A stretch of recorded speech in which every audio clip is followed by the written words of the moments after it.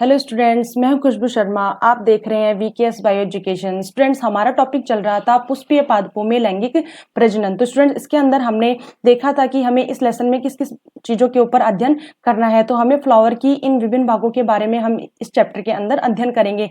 तो हमने पुष्प की संरचना के बारे में इस चैप्टर में अध्ययन कर लिया था। उसके बाद में हम इसके आगे डिटेल में पढ़ रहे थे। तो हम पढ़ रहे थे पुंकेसर के बारे में, जो पुष्प का जो सेकंड भाग था उसके ऊपर हमको डिटेल में पढ़ना था। तो स्टूडेंट्स, ये है पुंकेसर की स्ट्रक्चर। तो स्टूडेंट, पुंकेसर की स्ट्रक्चर आप देख रहे हो। ये जो लास्ट लेक्चर जो था उसके अंदर मैं बता चुकी हूँ कि दो पालियों में पुंकेसर की स्ट्रक्चर, ऊपर की तरफ परागकोश दो पालियों में विभक्त होता है और प्रत्येक पाली में क्या होते हैं, दो कोष्ठ होते हैं। तो टोटल कितने कोष्ठ हो गए, 4 कोष्ठ हो गए। और चारों कोनों के ऊपर क्या उपस्थित होती है, लघु बीजाणुधानी उपस्थित होती है। तो स्टूडेंट्स, ये हमने पढ़ लिया था आवर्तबीजी पादपों में परागकोश कैसे होते हैं, द्विपालित होते हैं। प्रत्येक पाली में 2 कोष्ठ होते हैं और ये संरचना क्या कहलाती है, चतुष्कोष्ठीय संरचना कहलाती है। इसके अलावा हमने देख लिया था कि चारों कोनों के ऊपर क्या उपस्थित होती है, लघु बीजाणुधानी उपस्थित होती है। तो स्टूडेंट्स, आज हम यहाँ से शुरू करेंगे कि लघु बीजाणुधानी की संरचना। आज हमें पढ़ना है कि स्ट्रक्चर, लघु बीजाणुधानी की स्ट्रक्चर किस प्रकार से है, इसका अनुप्रस्थ काट देखेंगे। इसके अलावा इसका विस्तृत रूप देखेंगे और इसके बारे में डिटेल में पढ़ेंगे। तो स्टूडेंट्स देखिए, ये हमारी एक स्ट्रक्चर है लघु बीजाणुधानी की। मैंने आपको बता दिया था 2 पालियों में विभक्त होता है परागकोश। और प्रत्येक पाली में कितने कोष्ठ होते हैं, 2 कोष्ठ होते हैं। तो टोटल कितने कोष्ठ हो गए, 4 कोष्ठ हो गए। और यहाँ पर क्या उपस्थित होती है, लघु बीजाणुधानी उपस्थित होती है। अब देखिए स्टूडेंट्स, चारों लघु बीजाणुधानी का बाह्य स्तर क्या कहलाता है, लघु बीजाणुधानी का बाह्य स्तर कहलाएगा बाह्य त्वचा कहलाएगा। क्या कहलाएगा, बाह्य त्वचा। इसको क्या बोलेंगे, एपिडर्मिस कहेंगे। और बाह्य त्वचा के अंदर विशेष प्रकार की कोशिकाओं का उत्तक होता है, जिसे क्या कहते हैं, अधोस्तरीय कोशिका कहते हैं। देखिए, ये बाह्य त्वचा है, इसके अंदर ये डॉट डॉट जो मैंने कर रखे हैं, ये किसमें क्या है, अधोस्तरीय कोशिका है। अब अधोस्तरीय कोशिका जब आकार में बड़ी हो जाती हैं तो उन्हें प्रपशु कोशिका कहते हैं। तो स्टूडेंट्स देखिए कि ये जो छोटी छोटी कोशिकाएं हैं, अधोस्तरीय कोशिका, ये जब आकार में बड़ी हो जाती है तो ये जो डार्क डॉट दिख रहा है, इसको क्या बोलेंगे, प्रपशु कोशिका कहेंगे। और प्रपशु कोशिका में समसूत्री विभाजन जब होता है तो समसूत्री विभाजन के द्वारा यह प्रपशु कोशिका 2 भागों में बट जाती है। ये देखिए, मैंने इसके अंदर डायग्राम में शो किया हुआ है कि सबसे पहले बाह्य त्वचा एपिडर्मिस, उसके बाद में इसके अंदर अधोस्तरीय कोशिका उपस्थित है और उसके अंदर अधोस्तरीय कोशिका क्या होती है, आकार में बड़ी हो जाती है और प्रपशु कोशिका का निर्माण कर लेती है। देखिए, ये प्रपशु कोशिका का निर्माण कर लिया। और प्रपशु कोशिका, उसके बाद में प्रपशु कोशिका में क्या हो रहा है, समसूत्री विभाजन हो रहा है और ये 2 भागों में बट जाती है। तो परिधि की तरफ जो कोशिका होगी उसको बोलेंगे प्राथमिक भित्तीय कोशिका, क्योंकि ये किधर उपस्थित है, परिधि की तरफ, भित्ति की तरफ उपस्थित है, तो इसे प्राथमिक भित्तीय कोशिका बोलेंगे। और दूसरी जो है, इसको बोलेंगे प्राथमिक बीजाणुजनक कोशिका, प्राइमरी स्पोरोजिनस सेल। इसको क्या बोलेंगे, प्राइमरी स्पोरोजिनस सेल, और इसको बोलेंगे प्राइमरी पार्शियल सेल। अब देखिए स्टूडेंट्स, आगे हम देखें तो ये प्राथमिक बीजाणुजनक कोशिका जो होती है, ये जो है विभाजित होकर किसका निर्माण कर लेती है, ये निर्माण कर लेती है एंडोथीसियम का, मध्य परत का और टेपिटम का निर्माण कर लेती है। तो स्टूडेंट्स, सबसे पहले तो हमने इसके अंदर यही देखा, ये क्या है, बाह्य त्वचा। बाह्य त्वचा के अंदर उपस्थित ये कोशिकाएं उपस्थित है। अधोस्तरीय कोशिका ये क्या करती है, एक संरचना, फूली संरचना का निर्माण कर लेती है, इसे प्रपशु कोशिका कहते हैं। प्रपशु कोशिका में समसूत्री विभाजन हो रहा है, 2 कोशिकाओं में डिवाइड हो रही है। उसके बाद में इसमें प्राथमिक बीजाणुजनक कोशिका जो होती है, इसके अंदर केंद्र की तरफ जो प्राथमिक बीजाणुजनक कोशिका होती है, ये एंडोस्थीसियम, मध्य परत और टेपिटम का निर्माण कर लेती है। और उसके बाद में प्राथमिक बीजाणुजनक कोशिका में से क्या बनते हैं, बीजाणुजन उत्तक बनते हैं। इसकी डिटेल देखिए, ये डायग्राम पूरा अच्छे से शो हो सकता है। अब देखिए, मैंने आपको बताया कि इसके अंदर ये बाह्य त्वचा हो गई। बाह्य त्वचा के बाद में एक किसका निर्माण कर रही थी, प्राथमिक, देखिए ये वाली प्राथमिक बीजाणुजनक कोशिका। प्राथमिक बीजाणुजनक कोशिकाएं 4 परतों का निर्माण कर रही हैं। इसमें से एक तो आ जाएगी टेपिटम का निर्माण कर रही है, दूसरी अंतस्थीसियम या एंडोस्थीसियम इसको बोल देते हैं, तीसरा मध्य परत का निर्माण कर रही है, इसके अलावा चौथा टेपिटम का निर्माण कर रही है। और ये इन चारों का निर्माण कौन कर रही है, हमने देख लिया है कौन कर रही है, प्राथमिक बीजाणुजनक कोशिका। और ये प्राथमिक बीजाणुजनक कोशिका किसका एक भाग है, प्रपशु कोशिका का भाग है। और ये कहां पर स्थित होती है, केंद्र की तरफ स्थित होती है। और परिधि की तरफ कौन सी स्थिति, प्राथमिक भित्तीय कोशिका। तो स्टूडेंट्स देखिए इस डायग्राम के अनुसार हम इजिली पढ़ पा रहे हैं। उसके बाद में देखिए कि इस डायग्राम में आप देखिए इसके अंदर सबसे बाहर की तरफ आप देखेंगे तो ये एपिडर्मिस है, बाह्य त्वचा है। उसके बाद में इसके अंदर की तरफ आप देखेंगे तो ये देखिए एंडोस्थीशियम, ये जो सेकंड लेयर इसकी है, बाह्य त्वचा के जस्ट अंदर वाली लेयर कौन सी लेयर कहलाएगी, एंडोस्थीशियम या अंतःस्थीशियम कहलाएगी। उसके बाद में इस परत के अंदर की तरफ ये वाली परत जो है, ये फर्स्ट सेकंड और थर्ड, तो ये वाली परत क्या कहलाएगी, मध्य परत कहलाएगी। और उसके बाद में इसका जो ये अंदर वाली परत है, ये वाली परत क्या कहलाएगी, टैपिटम कहलाएगी। तो स्टूडेंट्स आपकी बुक में भी ये डायग्राम बहुत अच्छे से शो कर रखा है। तो इसका जो मेन रीजन था बताने का वो यही था कि प्राथमिक बीजाणुजनक कोशिकाएं जो होती है वो इन परतों का निर्माण करती हैं। कैसे करती हैं, लगातार विभाजित होकर इन परतों का जो है एक जो है राउंड बना लेती है।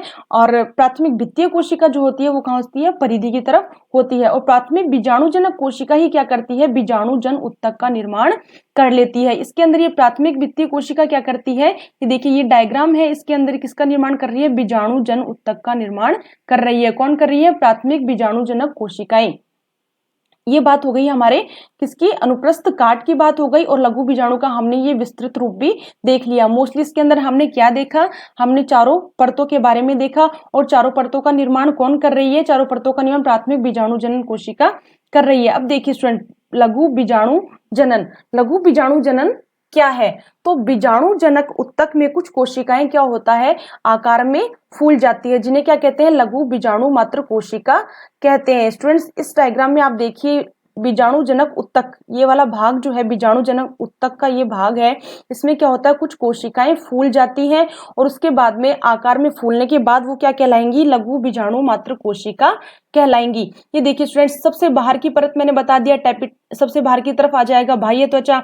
उसके बाद में मैंने आपको बताया एंडोस्थीशियम। उसके बाद में मैंने आपको इसके अंदर बताया था मध्य परत। और सबसे अंदर की तरफ मैंने बताया था टैपिटम। और उसके अंदर क्या थे, बीजाणुजन उत्तक थे। अब ये बीजाणुजन उत्तक क्या होते हैं, कुछ फूल कर एक लघु बीजाणु मात्र कोशिका का निर्माण कर लेते हैं। ये देखिए फूलने के बाद में किसका निर्माण कर लिया इन्होंने, लघु बीजाणु मात्र कोशिका का निर्माण कर लिया। अब लघु बीजाणु मात्र कोशिका के द्वारा किसका निर्माण होता है, ये देखिए लघु बीजाणु मात्र कोशिकाएं हैं, कितनी है यहाँ पे, 2 है। तो मोस्टली क्या होता है कि पादपों में क्या होता है, कई बार 2 कोशिकाओं को जोड़ने के लिए एक प्लाज्मोडेस्माटा का निर्माण होता है। मतलब प्लाज्मोडेस्माटा के द्वारा ये आपस में जुड़ी रहती हैं। और प्लाज्मोडेस्माटा के निर्माण के कारण इनमें आपस में एक दूसरे में पदार्थों का आदान प्रदान होता रहता है। प्लाज्मोडेस्माटा का जो प्रमुख काम होता है वो यही होता है। लेकिन लघु बीजाणु मात्र कोशिका के अंदर क्या होता है, कैलोज का निर्माण होता है। इसके अंदर किसका निर्माण हो जाता है, ये देखिए लघु बीजाणु मात्र कोशिकाएं हैं 2। अब इनके अंदर बाहर की तरफ जो है ये किसका निर्माण हो रहा है, कैलोज का निर्माण हो रहा है। और जैसे ही कैलोज का निर्माण होता है तो ये प्लाज्मोडेस्माटा जो है ये बीच में से ये क्या होता है, हट जाता है, जिससे क्या होता है, इन दोनों के मध्य किसी प्रकार का कोई आदान प्रदान नहीं होता है और ये जो है वो फ्रीली या स्वतंत्र हो जाती है। फिर लघु बीजाणु मात्र कोशिका में फिर क्या होता है, अर्धसूत्री विभाजन होता है और लघु बीजाणुओं का निर्माण होता है। तो स्टूडेंट्स 11th क्लास में हमने पढ़ा था, समसूत्री विभाजन भी पढ़ा था और अर्धसूत्री विभाजन भी पढ़ा था। समसूत्री विभाजन में क्या था कि पुत्री जो है उसमें गुणसूत्र की संख्या मात्र जनक के समान होती है, जबकि अर्धसूत्री विभाजन के अंदर मात्र जनक से गुणसूत्रों की संख्या आदि हो जाती है। तो देखिए स्टूडेंट्स, यहाँ पर लघु बीजाणु मात्र कोशिका में अर्धसूत्री विभाजन के द्वारा लघु बीजाणुओं का निर्माण होता है। इसी प्रक्रिया को क्या बोलते हैं, लघु बीजाणु जनन कहते हैं। ये तो हमने देखा था, लघु बीजाणु मात्र कोशिका के बारे में देखा था। लघु बीजाणु मात्र कोशिका का निर्माण कैसे हो रहा था, बीजाणु जनक उत्तक के फूलने से। फिर लघु बीजाणु मात्र कोशिका में अर्धसूत्री विभाजन हुआ तो जिससे क्या बना, लघु बीजाणु का निर्माण हुआ और यह प्रक्रिया लघु बीजाणु जनन कहलाती है। तो अर्धसूत्री विभाजन में क्या होता है, ये जनक है, इससे 2 पुत्री सेल्स बनती है। इसके अंदर मात्र कोशिका से इनकी जो गुणसूत्रों की संख्या क्या हो जाती है, आधी हो जाती है। तो ये हो जाएगा अर्धसूत्री विभाजन फर्स्ट। इस अवस्था को क्या बोलते हैं? अर्धसूत्री विभाजन फर्स्ट बोलते हैं। लेकिन उसके बाद में जब दोबारा विभाजन होता है, अर्धसूत्री विभाजन सेकंड जब होता है, तो वह समसूत्री विभाजन के समान ही होता है। कहने का मतलब ये है कि इसके अंदर जो पुत्री कोशिकाएं बनेंगी, उसके अंदर गुणसूत्रों की संख्या जो है इनके समान ही होती है, मतलब मात्र कोशिका के समान ही होती है। तो स्टूडेंट्स, ये मोटा मोटी क्या हो गया हमारा अर्धसूत्री विभाजन का, हमने थोड़ा सा पिछले साल वाला थोड़ा सा रिवाइज कर लिया। अब देखिए इससे क्या, इस प्रक्रिया को क्या बोलते हैं? लघु बीजाणु जनन बोलते हैं, क्योंकि इसमें किसका निर्माण हो गया है? लघु बीजाणुओं का निर्माण हो गया है। अब देखिए स्टूडेंट्स, ये स्ट्रक्चर है लघु बीजाणु। लघु बीजाणु इसके चारों तरफ कैलोज बन गया, जिससे क्या हो गया, इसके बीच के अंदर से प्लाज्मोडेस्माटा हट चुका है। अब इसके चारों तरफ कैलोज का निर्माण हो गया, और ये अंदर क्या है, इसमें 4 लघु बीजाणु, 4 लघु बीजाणुओं का निर्माण हो गया। तो यहाँ पे हमने 4 लघु बीजाणु शो कर दिए। अब देखिए यह पूरी स्ट्रक्चर क्या कहलाएगी? लघु बीजाणु चतुष्क कहलाएगी, क्योंकि इसमें कितने लघु बीजाणु है? 1 2 3 4, टोटल कितने लघु बीजाणु है इसमें?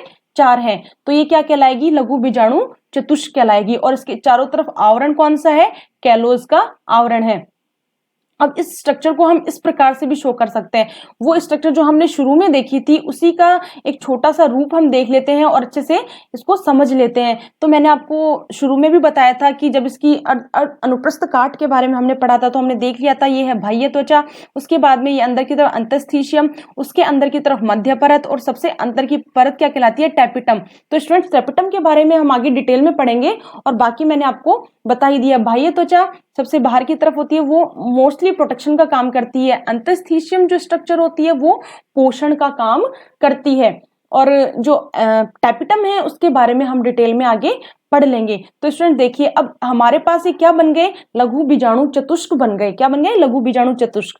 तो हमने सबसे पहले देखा था लघु बीजाणु कैसे बने, लघु बीजाणु जनन क्या है, फिर हमने इससे लघु बीजाणुओं का निर्माण हुआ, और अब हम देखेंगे लघु बीजाणु व पराग कण, लघु बीजाणुओं के द्वारा परागकण का निर्माण किस प्रकार से होता है, वो हम इसके बारे में आगे देखते हैं। तो स्टूडेंट्स, ये स्ट्रक्चर देखिए आप, ये है लघु बीजाणु चतुष्क की स्ट्रक्चर है ना। इसमें से हमने एक लघु बीजाणु यहाँ पर ले लिया। अब इस स्ट्रक्चर के अंदर बीच में क्या है? अगुणित केंद्रक है। मैंने आपको बताया था ऊपर हमने इसका डिवाइड किया था, अर्धसूत्री विभाजन किया, तो ये क्या बन गया था?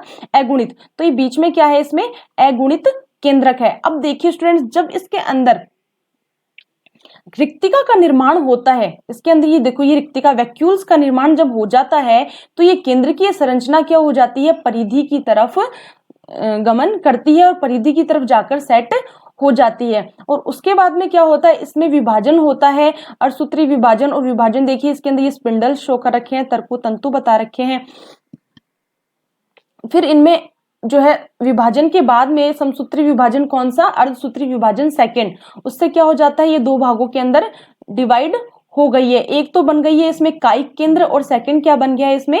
जनन केंद्र। और ये क्या है बीच में? ये लाइन क्या बनी हुई है? कोशिका द्रव्य का विभाजन इन दोनों के मध्य हो गया है। अब इन दोनों में कोशिका द्रव्य का विभाजन हो गया। अब देखिए कि ये जो केंद्रक है, इनके चारों तरफ कोशिकाओं का एक गुच्छा बन जाता है, जिससे क्या होता है?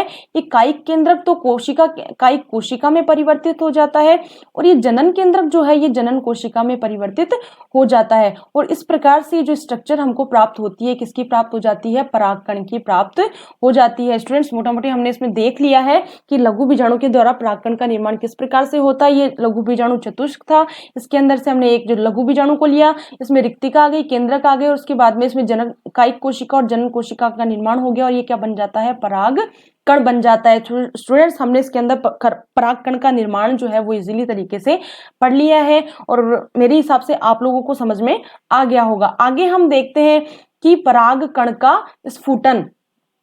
परागकण तो बन गए, लेकिन परागकण का स्फुटन या अंकुरन किस प्रकार से होगा वो हम देखते हैं। तो परागकण के स्फुटन के लिए क्या होता है? स्फुटन से पहले टैपिटम क्या करती है? एक एंजाइम का स्त्रावण करती है, जिसे क्या कहते हैं? कैलेज कहते हैं। स्टूडेंट्स, मैंने आपको बताया था लघु बीजाणु के चारों तरफ किसका आवरण था? कैलोज का आवरण था। और इस कैलोज के आवरण को हटाने के लिए किसका निर्माण करती है? टैपिटम किसका निर्माण करती है?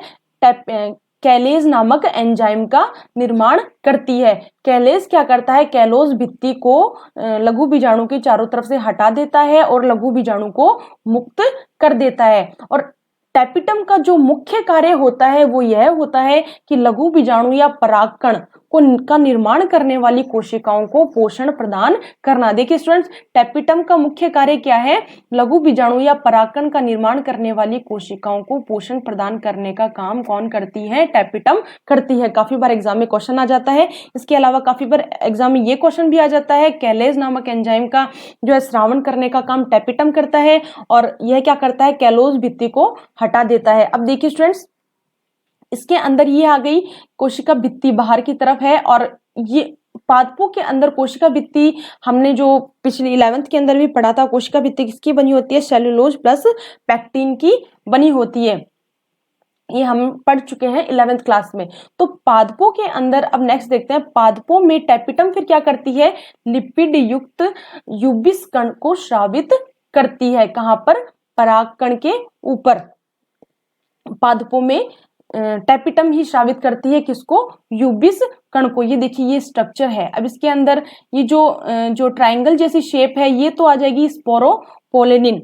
इसके अलावा ये डॉट डॉट है, ये किसमें क्या है? यूबिस कण है। तो ये यूबिस कण जब स्रावित करने का काम करती हैं टैपिटम, तो उससे क्या होता है कि जब कोई भी कीट फ्लावर के ऊपर आता है तो इस चिपचिपे पदार्थ की वजह से ही क्या होता है? वह उस कीट के ऊपर चिपक जाता है और वह दूसरे प्लांट तक पहुंच जाता है। तो यह काम कौन करते हैं? यूबिस कण करते हैं। अब देखिए स्टूडेंट्स आगे, जब कीटों द्वारा परागण किया जाता है तो परागकण उन पर चिपक जाते हैं। वह चिपचिपा पदार्थ क्या कहलाता है? यूबिस कण होते हैं। ये कण कौन से कहलाते हैं? यूबिस कण कहलाते हैं। तो टैपिटम ने किस किस का निर्माण कर दिया? एक तो टैपिटम कैलेज नामक एंजाइम का स्रावण करती है जिसके द्वारा कैलोज का आवरण हट जाता है। इसके अलावा वह टैपिटम जो है वो यूबिस कण का श्रावण करती है और यूबिस कण के कारण क्या होता है? कीटों के ऊपर परागकण इजीली चिपक जाते हैं। फिर एग्जाम में आपकी बुक में भी दे रखा है और इम्पोर्टेंट भी काफी है, तो मैं आपको बताती हूँ। स्पोरोपोलेनिन, ये देखिए ट्रायंगल शेप जो है ये है स्पोरोपोलेनिन। तो स्टूडेंट्स इनकी जो स्ट्रक्चर है, स्पोरोपोलेनिन की स्ट्रक्चर जो है वो अलग अलग परागकण के अंदर इनकी स्ट्रक्चर अलग अलग प्रकार की होती है। इसीलिए अलग अलग फ्लावर का जो परागकण होता है उसका शेप कैसा होता है? अलग अलग होता है। तो स्टूडेंट्स देखिए स्पोरोपोलेनिन जो है वो पादप जगत का सबसे कठोर पदार्थ है। यह भी किसके द्वारा श्रावित हो रहा है? टैपिटम के द्वारा श्रावित हो रहा है। तो टैपिटम ने किस किस का श्रावण किया?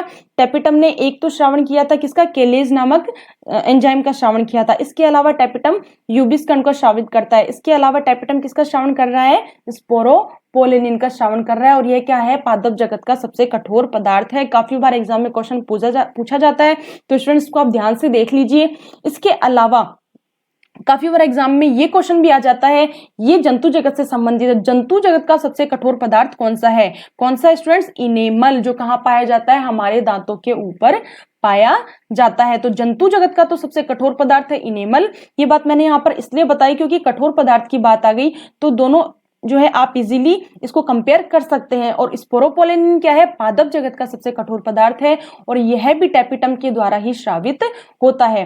तो स्टूडेंट्स ये देखिए ये स्ट्रक्चर, ये स्पोरोपोलेनिन आ गया, ये डॉट डॉट बीच में ये यूबिस कण आ गए और जो ये स्ट्रक्चर क्या होगी? टोटली बाहर वाली क्या बोलते हैं इसको? बाह्य चोल बोलते हैं या एक्साइन बोलते हैं। क्या बोलते हैं? एक्साइन। एक्साइन भाग कौन सा हो गया? यूबिस कण और स्पोरोपोलेनिन वाला। इसके अलावा ये जो अंदर वाला पार्ट है, ये सर्किल वाला भाग है, ये क्या कहलाएगा? एंटाइन कहलाएगा, अंतः चोल कहलाएगा। और यह किसका बना होता है? सेल्यूलोज व पैक्टिन का बना होता है। तो स्टूडेंट्स इसके अंदर हमने देख लिया है कि इस डायग्राम के अंदर जो बाह्य चोल है वह स्पोरोपोलेनिन व यूबिस कण का बना है और अंतः चोल जो है वो सेल्यूलोज व पैक्टिन का बना हुआ होता है। तो स्टूडेंट्स देखिए बाह्य चोल स्पोरोपोलेनिन प्लस यूबिस कण का बना है। सो बाह्य चोल एक्साइन का निर्माण टैपिटम के द्वारा होता है और अंतः चोल किसका बना है? सेल्यूलोज व पैक्टिन का बना होता है। अब स्टूडेंट्स ये स्ट्रक्चर देखिए, इसके अंदर मैं आपको थोड़ा सा डिटेल में परागकण का दिखा देती हूँ। जब परागकण होता है तो क्या होता है? परागकण कहाँ पहुंचते हैं? वर्तिकाग्र पर पहुंचते हैं। परागण की क्रिया के द्वारा ही परागकण एक पुष्प से दूसरे पुष्प पर या फिर उसी प्लांट के एक पुष्प से दूसरे पुष्प पर या फिर अपने ही पुष्प के ऊपर परागकण का क्या हो जाता है? स्थानांतरण होता है। तो यह परागण कहलाता है। तो जब परागण की क्रिया होती है तो वर्तिकाग्र के ऊपर क्या पहुंचते हैं? पराग कण पहुंचते हैं और उसके द्वारा क्या होता है, जर्म पोर के द्वारा पराग नलिका का निर्माण होता है। अब इसमें ये बताऊंगी आपको कि जनन छिद्र क्या है। तो स्टूडेंट्स इसमें देखिए मैंने आपको बताया था, एक तो कायिक कोशिका बताई थी डायग्राम के अंदर देखिए, और एक बताई थी मैंने आपको जनन कोशिका। ये जनन कोशिका है और ये क्या है, कायिक कोशिका। तो अब देखिए स्टूडेंट्स, ये जो जनन कोशिका है तो इसके अंदर क्या होता है कि जब यूबिस कण का श्रावण होता है, स्पोरोपोलेनिन का श्रावण होता है टेपिटम के द्वारा, लेकिन कुछ पादपों में इनमें क्या होता है कि जब परागण की क्रिया होती है और जब परागकण जो वर्तिकाग्र के ऊपर पहुंचते हैं तो जर्म पोर के द्वारा पराग नलिका का निर्माण होता है। तो वो कैसे हो रहा है, ये देखिए स्टूडेंट्स, ये है अंतःचोल और ये बाहर वाला क्या आ गया, बाह्य चोल। ये है जनन केंद्र, ये है वृद्धि केंद्र, और यहाँ पर बीच के अंदर ये देखिए ये जो अलग से स्ट्रक्चर दिखाई दे रही है, ये जनन छिद्र। ये बीच बीच में क्या हो जाता है, इसमें स्पेस छूटा हुआ है और ये फुली हुई स्ट्रक्चर दिखाई दे रही है। ये देखिए ये वाली स्ट्रक्चर क्या है, इसमें बीच बीच में छूटे हुए भाग हैं, ये क्या कहलाएंगे, इसमें जर्म पोर कहलाएंगे। देखिए स्टूडेंट सबसे बाहर की तरफ ये तो है एक्साइन और ये इसके अंदर जो है ये है एंटाइन, और ये जो बीच में जो स्पेस छूटा हुआ है और ये स्ट्रक्चर थोड़ी सी फूल गई है, ये स्ट्रक्चर क्या कहलाएगी, इसमें जनन छिद्र कहलाएगी। इसके अलावा बीच में ये है न्यूक्लियस और ये नीचे है ये जनरेटिव सेल है।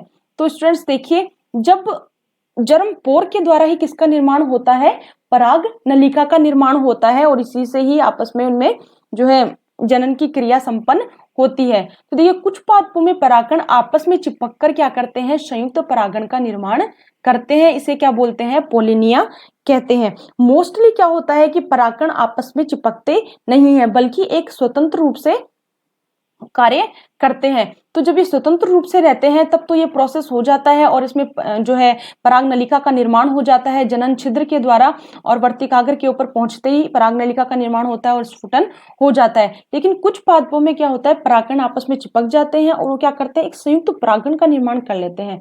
तो उसको क्या बोलते हैं, पॉलिनिया कहते हैं। स्टूडेंट्स काफी बार एग्जाम में क्वेश्चन आ जाता है कि परागकण आपस में चिपककर संयुक्त परागण का निर्माण करते हैं, इसको इस प्रक्रिया को ऐसे क्या कहते हैं, ये क्या कहलाता है, पॉलिनिया कहलाता है। इसका एग्जाम्पल आ जाएगा कैलोट्रोपिस और आर्किड्स। ये किनके अंदर किन पादपों में मोस्टली होता है, कैलोट्रोपिस और आर्किड्स में मोस्टली होता है। अब देखिए परागकण क्या है, तो स्टूडेंट्स परागकण को आप नर युग्मक बोलेंगे, नहीं, परागकण को हम बोलेंगे यह एक नर युग्मकोद्भिद संरचना है।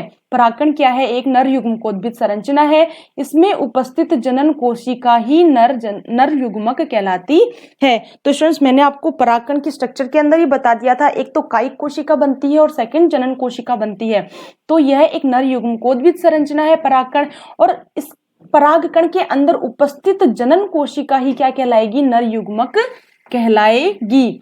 तो देखिए स्टूडेंट 60% पादपों में जिनमें परागण द्विकोशिकीय अवस्था में होता है और बाकी पादपों जैसे 40% बच गए, तो 40% पादपों में परागण 3 कोशिकीय अवस्था में होता है। तो शायद इसको हम एक डायग्राम से देखिए देखते हैं। ये स्ट्रक्चर है, मान लो ये वर्तिकाग्र है, ठीक है। अब इसके ऊपर ये जो है परागकण उपस्थित है। अब परागकण उपस्थित है तो ये तो स्ट्रक्चर आ गई कौन सी, द्विकोशिकीय, और ये है 3 कोशिकीय अवस्था।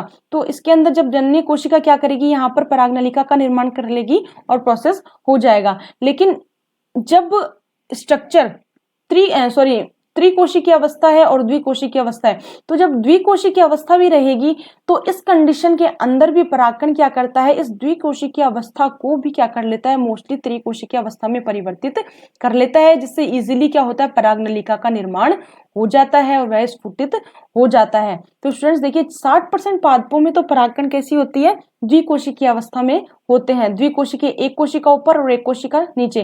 लेकिन 40% पादपों में परागकण 1, 2, 3 कोशिकीय होते हैं। लेकिन जब द्विकोशिकीय अवस्था में भी जो परागकण है वो भी क्या होते हैं, जब स्फुटित अवस्था में आते हैं तो त्रिकोशिकीय अवस्था में परिवर्तित हो जाते हैं। तो स्टूडेंट देखिए आवर्तबीजीय ये किसकी वजह से होता है, आवर्तबीजीय पादपों में दोहरा निषेचन होता है। इसी वजह से क्या होता है, ये 3 कोशिकीय अवस्था में ही निकलते हैं। तो स्टूडेंट्स आगे देखते हैं, जब परागकण वर्तिका पर आएगा तो द्विकोशिकीय भी 3 कोशिकीय में बदल जाता है। ये मैंने आपको बता दिया, ये द्विकोशिकीय अवस्था भी क्या करती है, 3 कोशिकीय अवस्था में बदल जाती है, क्योंकि आवर्तबीजीय पादपों में क्या होता है, दोहरा निषेचन होता है। अब देखिए परागकण जो है स्टूडेंट्स परागकण जो है हमारे जो बॉडी में अच्छे भी गुण रखते हैं, इसके अलावा हमारी बॉडी पर जो है इनके गलत प्रभाव भी पड़ते हैं। तो इसमें देखिए कि परागकणों का प्रयोग आजकल आहार के रूप में भी किया जा रहा है। तो स्टूडेंट्स आजकल आहार में इनको फूड सप्लीमेंट्स के रूप में इनके कैप्सूल बनाए जा रहे हैं और इन कैप्सूल के अंदर प्रोटीन, मिनरल्स और विटामिन बी जो है वो भरपूर मात्रा में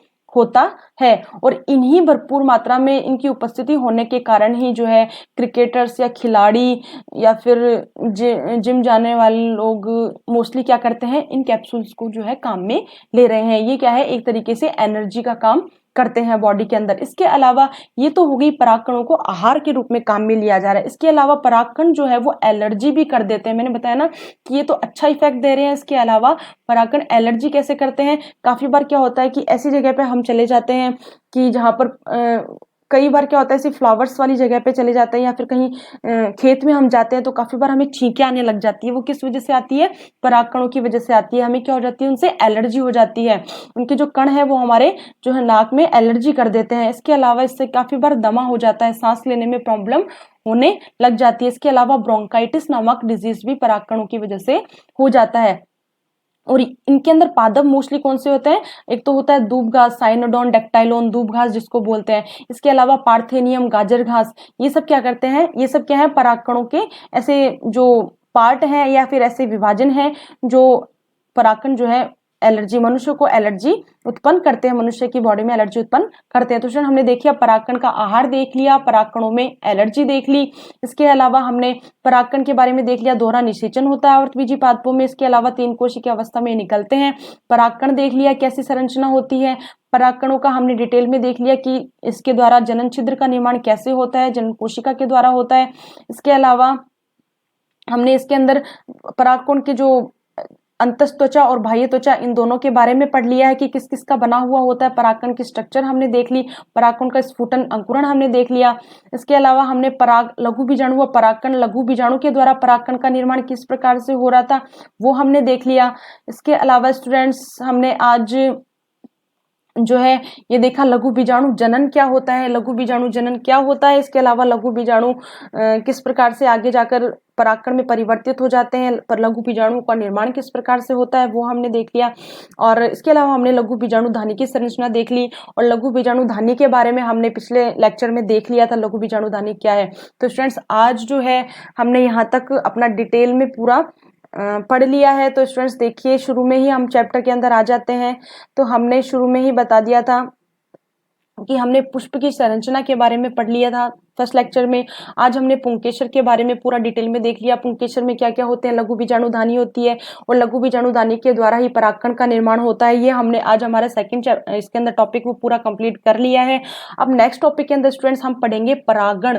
परागकणों का निर्माण तो हमने देख लिया, लघु बीजाणुधानी और परागकण, लेकिन आज नेक्स्ट लेक्चर के अंदर हम देखेंगे कि परागण की प्रक्रिया क्या होती है। तो स्टूडेंट्स अगर आपको मेरा ये जो वीडियो पसंद आ रहा है तो प्लीज आप मेरे चैनल को सब्सक्राइब कर लीजिए, जिससे मैं आगे जो भी वीडियो डालूं वो प्रॉपर आपको मिलते रहें। और स्टूडेंट्स आप मेरे चैनल को लाइक कीजिए, शेयर कीजिए और आप मेरे कमेंट बॉक्स में कमेंट कीजिए। अगर आपकी कोई क्यूरीज है तो मैं उसका आंसर आपको जरूर दूंगी।